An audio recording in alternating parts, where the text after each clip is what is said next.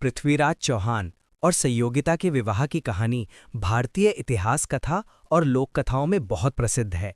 ये प्रेम, साहस और स्वाभिमान की गाथा मानी जाती है। राजा पृथ्वीराज चौहान अजमेर और दिल्ली के शासक थे। संयोगिता कन्नौज के राजा जयचंद की पुत्री थीं। कहा जाता है कि पृथ्वीराज और संयोगिता ने एक दूसरे को देखे बिना ही एक दूसरे के बारे में सुना और प्रेम करने लगे।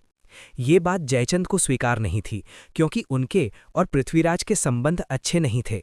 जयचंद ने संयोगिता का स्वयंवर रचा, लेकिन जानबूझकर पृथ्वीराज को आमंत्रित नहीं किया। अपमान करने के लिए उन्होंने स्वयंवर मंडप के द्वार पर पृथ्वीराज की मूर्ति द्वारपाल के रूप में लगवा दी, ताकि आने जाने वाले उसके पास से गुजरें। स्वयंवर के दिन जब संयोगिता ने वरमाला उठाई तो सबको आश्चर्यचकित करते हुए वो सीधे द्वार पर गईं और पृथ्वीराज की मूर्ति में वरमाला डाल दी। तभी पृथ्वीराज वहां उपस्थित हो गए। कुछ कथाओं में कहा जाता है कि वो पहले से ही छिपकर आए थे।